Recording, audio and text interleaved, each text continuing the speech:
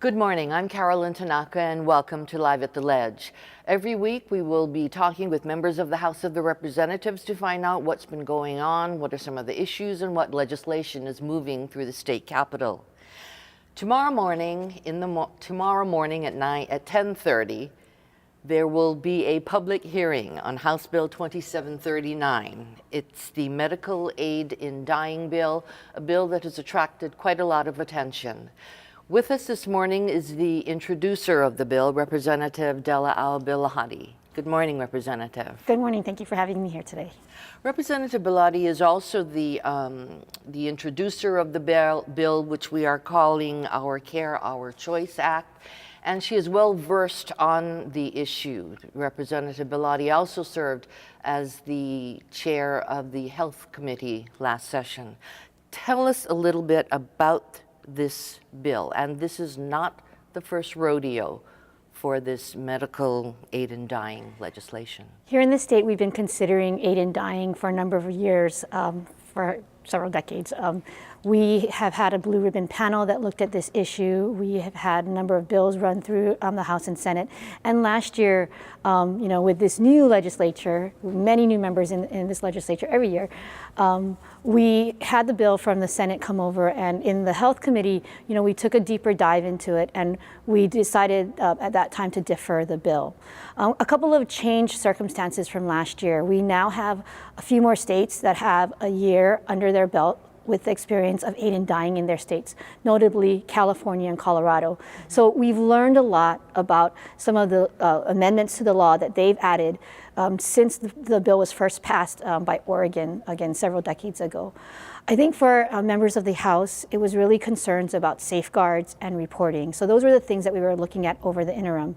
And Our Care and Our Choice developed through the interim with members looking more closely at the issue. We also now have a different circumstance with a combined Health and Human Services committee and a new chair, as well as a new member on the committee. So this is a good time for us to reconsider a bill and hopefully, again, conduct a rigorous hearing process and see what we can come up with. Let's talk a little bit about the safeguards, because that seems to be very important in putting this legislation together. So can you get a little bit more specific on what safeguards we're looking at?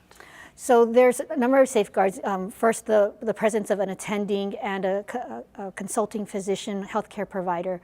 There's also in the California law that wasn't present in last year's law, a 48-hour attestation period before the use of the self-administration of the medication. We're also looking at the function of the counseling referral within the process. We don't want individuals to simply be using this because of a sense of obligation or duty or because they're depressed, because there's other treatments that can handle those things. So we want individuals to be able to have an opportunity to talk this through so that it's truly an informed decision. People ask, why are we taking so long to this? I think life and death are important questions.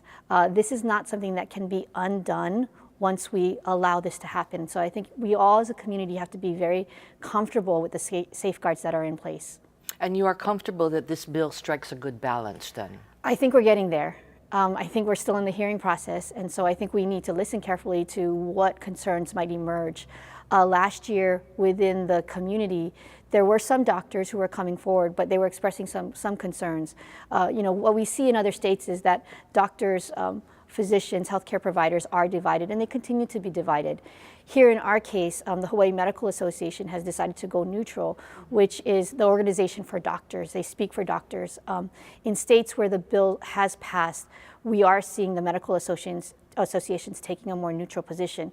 But that doesn't mean we still can't listen to those concerns that are emerging. So tomorrow morning in the auditorium here at the Capitol at 10:30, there will be a public hearing before the Judiciary and Human Services Committees. Do you anticipate a big turnout? What do you expect? I think we are anticipating a big turnout, and only one bill is scheduled on the hearing notice, so we want to devote the time to it. What is the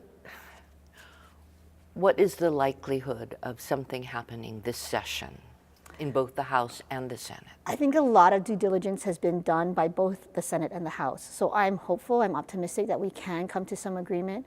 I really do applaud the Senate for doing what they did in passing us a bill. I think we needed to, for our members, for who many of this was the first time considering this legislation, we needed to take the time to really look at it. And so, I applaud the Senate. I think we're all closer to it. I do think that there are more people who are willing and accepting and want this as their choice. Mm-hmm. So I think we'll see what happens, but we still are early in the legislative process. Where do you expect to get the most pushback on this bill? I think there's always religious concerns, and so I appreciate those concerns because many of our religious are actually with people at their end of life, and so they work in that field professionally. They counsel people spiritually. I think we have to listen to those concerns, but I think at the end of the day, as we say, it's our choice, our care.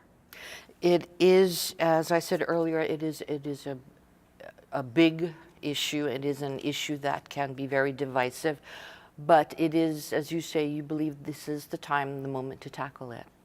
Yes, and we have the leadership, I think, in the House. We have the leadership with the chairs who are willing to put this up for hearing, willing to listen to the community, and then willing to look at what the amendments could be. Again, we're still early in the process, but I think this is the time. Well, I'd like to continue talking about this subject, but then there's one other thing that has been on top of mind with a lot of our citizens, and that's emergency preparedness. Yes. All brought about by the false missile alert. And tonight, you will be holding a workshop? I'll be holding a workshop in my community at Marino School with representatives from HIEMA, Red Cross, as well as from the University of Hawaii Coastal Mitigation Specialists. It's really an opportunity. What we learned was that a lot of individuals don't know what to do. So this is an opportunity for individuals to learn what they need to do to prepare for a range of emergencies, hurricanes, tsunamis, and yes, in this day and age, an ICBM missile threat. And where and what time will it be tonight? Marino High School, 1402 Punahou Street at 6 p.m. We want to welcome people. I will also say that my colleagues, both in the House and the Senate, are hosting these types of workshops. So, check in with your representative, check in with your senator. These types of workshops are going to be rolling out, I believe, in the next couple of months. And it's really important. We need to get into every community to talk about how individuals and how families and businesses can be prepared. Okay, well, thank you very much. And that is tonight at Marino School, which is the alma mater, by the way, of Representative Belatti. Yes, 6 p.m. I don't know the name. Go Spartans. Go Spartans. Sorry, Spartans. Go Spartans. And tomorrow morning, don't forget, public hearing on House Bill 2739, State Capitol Auditorium, 10:30. See you then, and see you next week.